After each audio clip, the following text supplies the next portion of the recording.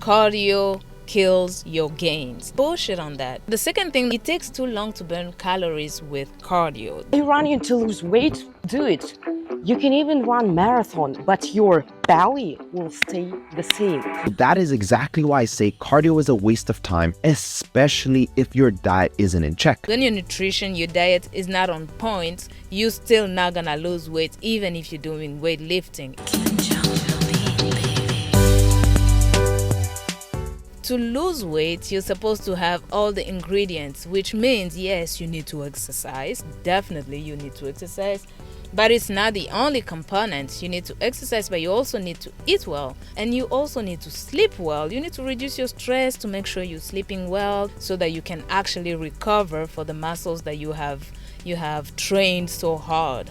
So when you're building your muscles, you need enough rest for those muscles to actually relax before you train them again. So sleeping is a very important component. So saying that cardio is not working while you also say in the same line that especially when your diet is not on point, is not in check, I don't agree. I mean, because even weightlifting is not gonna work in that circumstance. So that's not a cardio thing. It's a weight loss thing. A weight loss thing includes all the components of weight loss, not only cardio. What I want to say here is that, yes, I know that sometimes, a lot of times actually, people think that by starting to run or by starting to do some HIIT cardio, I'm talking high intensity interval training. So if you're starting to do some HIIT or if you're starting to run a lot, you're just gonna lose weight right away. And yeah, no, that's not true. Thinking that it is wrong, but it doesn't mean that cardio doesn't have a place in your routine. Now, this is the most important part of this video. I want you guys to understand that people have different goals and different use of cardio. Depending on your goals, the use of cardio will be different. Depending on what you're trying to accomplish in your life, health-wise, fitness-wise, weight loss-wise, cardio has a place, but you're just gonna use it in a different way. For example, let me go straight into this. I'm gonna give you 4 points so that you can actually understand what I mean. So the number one is, if your goal is bulking, obviously in this moment you want to use some sort of slow-paced cardio. Cardio is not your main exercise. The weightlifting is your main exercise. So you're doing a little bit of cardio, slow-paced type of cardio. That's not gonna put a lot of stress on your muscles, and that's not gonna you can do, for example, a lot of jump rope or a lot of HIIT training. All those HIIT training, you can do a little bit of it, but you don't necessarily in that moment use it all the time. So this helps you actually continue working on your overall goal, which is bulking at that moment, without getting you too lean. You're still bulking and you're still doing some cardio, because obviously it's still helping you as a person in general, but you can still continue bulking without having any problem with your muscles. Number two, so when you're leaning down, when you want to reach like around 12% body fat, when you want to reach, I don't know, maybe a single digit body fat, if that's your goal, obviously at that moment you want to add up a lot of cardio in your routine. You want to add up some sort of cardio, and this can be like a moderate intensity type of cardio. I would at least go with in moderate intensity type of cardio. I could do stuff like, I don't know, walking with moderate intensity, swimming, or some type of moderate intensity cardio. Even a little bit of HIIT here and there, you can do that. It will help you. But the cool thing about this type of moderate intensity cardio is that when you finish this type of exercise, you don't necessarily feel extremely hungry to the point where you want to go eat directly or whatever, because these are the type of exercises that are done in a kind of controlled type of pace where it doesn't hit your muscles so bad, but it also still makes you work, still makes you sweat, get that good sweat that you want. So it's really good for that moderate intensity. It's really good to help you lean down, but I prefer even walking, even when I'm trying to lean down a little bit. So walking is great for that. For the third point, if your goal is to build endurance, all right, that's another different way that you're gonna act. Let's take the example of big athletes, someone who's a professional basketball player, someone who is a runner, someone who is, I don't know, a rock climber or something like that.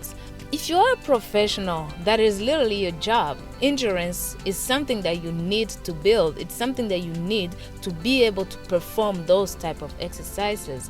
So for those people, a lot more exercise is necessary. Maybe a lot more high intensity type of cardio is important, like jumping rope, like running, like doing a lot of sprinting, for example, for runners. So this whole thing depends on your goal. So incorporating that high intensity type of cardio is what will make sense for your type of training, for the type of professionalism that you want, for the type of endurance that you need to perform that type of sports. Now, the last point that I'm gonna talk about here is like the overall health of a human being. Even if you are not a professional athlete, you are not a bodybuilder, you are not even someone who is like a crazy gym enthusiast or whatever it is, you're just a normal person, you're working your 9 to 5 job every single day, you're not necessarily into fitness, you still need cardio. So you know how they say that sitting is the new smoking these days, because we spend most of the time sitting instead of moving around. I mean, obviously it depends on the type of job that you have, but generally we don't move that much anymore. So people have become so sedentary that our health is suffering from that. Adding some exercise and cardio to your routine is something that can definitely help you, can definitely save you some crazy issues in the future, some crazy even medical bills. It will save you so much more stuff in the future if you start incorporating some form of exercise, and that includes cardio or weightlifting, whatever it is that you like, that you want to do. Having just a little bit of that is already something important. By working out on your cardiovascular muscles, you'll save yourself so much pain in the future that it's crazy. And I'm talking a lot of health issues that can come up with old age if you start tackling them with exercise now, earlier. I'm saying now because the best time of starting anything is now, is right now. So by tackling those type of things right now, you can avoid a lot of problems in the future.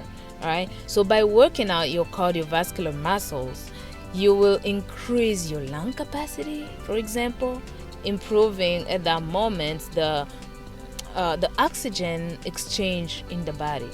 You are improving that. And I mean, come on. If that itself doesn't just encourage you, I don't know what will. But also, not only you are building your respiratory functions, but you're also strengthening your heart muscles. You're improving the efficiency of the heart to pump blood into your whole body. Come on. I feel like that itself is motivation enough to just say that cardio is important. Cardio is not trash. All right. So keep that in mind when you're listening to people when they're telling you that cardio is trash or cardio is crazy. So how can you do cardio in the best way? Here's a few tips that you can do. First, you can increase your daily steps. It's as simple as that. A lot of people, me included, I was very bad with this. I used to notice that I would walk maybe 3,000 steps a day, even less sometimes. So a lot of people have noticed that a lot of people who work in offices don't walk so much and don't move too much. So at the end of the day, you are creating a lot of problems for your heart and for your future. So increasing your daily steps, going progressively up to something like 10,000, even 8,000. 8,000 steps to 12,000 steps is a beautiful spot where you can just focus to getting every single day.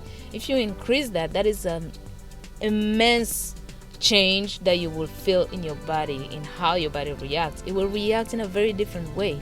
The second way you can implement cardio in your journey or in your routine is that since weightlifting is anabolic and cardio is more catabolic, you can definitely add some cardio like around the end of your workouts, of your weightlifting workouts. Yes, don't put crazy tension on your muscles when you finish working out, but between doing cardio before weightlifting or after weightlifting, I suggest you do it after weightlifting, because that way you will do your weightlifting still having enough strength to push as hard as you can before putting the tension of cardio. But starting with cardio on the other side will put a lot of drain on your strength, and that way when you start weightlifting you won't push yourself as hard as you could have if you didn't do cardio first. I mean, obviously you can put your little 5 minutes, I don't know, a few minutes of warm-up cardio form, like walking or running a little bit or using the elliptical or whatever. You can put that before your weightlifting, that's fine. But if you want to do a full cardio session, don't put it at the beginning. Try to put it at the end after your weightlifting, at the end of your session after your weightlifting. All right, so the third way that you can incorporate cardio is that try to avoid doing high intensity cardio like running, like sprinting, like, I don't know, jump roping on your leg days, for example, or even on your weightlifting days. Personally, I would suggest you do your cardio sessions on the days where you are resting. All right, for example, let's say you do weightlifting Monday, Wednesday, and Friday, for example. If you want, you can incorporate a little bit of high intensity cardio, a little bit of it you can do Tuesday and Thursday for some HIIT cardio, but then don't do it the same day that you're doing some very intense weightlifting. Don't do that. The number 4 is that you should keep monitoring your weightlifting sessions. If you're doing a lot of cardio and then you notice that your strength is dropping a lot, then you can reduce a little bit. Try to adjust your cardio to your weightlifting so that you don't feel that you're losing on your muscle side, because you still want both. You can definitely balance the both of them so that you get the benefit of weightlifting and you also get the benefit of cardio. Both are important. Lastly, all of this have always to be accompanied with a great diet. You need to eat in the right way according to your goals. Again, if you're trying to lose weight, you need to reduce your calories. If you're trying to gain weight, you need to increase your calories. But you need to have your diet on point. You also need to make sure your sleep is amazing, is great. You need to have great sleeping habits so that you can recover enough after each session of training. But also, the last one that you need to do is to make sure that you stay consistent in your weightlifting, consistent and intense in your weightlifting to get the best results that you can. So I'm just gonna leave you with this. Stop listening to content creators that keep telling you that cardio is not important. Stop listening to people that are telling you that cardio is useless, because it's not. All the big athletes use cardio. Even bodybuilders do use cardio. You don't just drop cardio because someone that you watch for 1 hour or for 20 minutes per week told you to do that. You don't know much about their lives. Maybe they're doing cardio and telling you not to do it just to get some views because it's a trend. But no, don't listen to that shit. Anyways, thank you so much for watching this video, guys. My name is Kinjaah, and I'll see you in the next video. Make sure you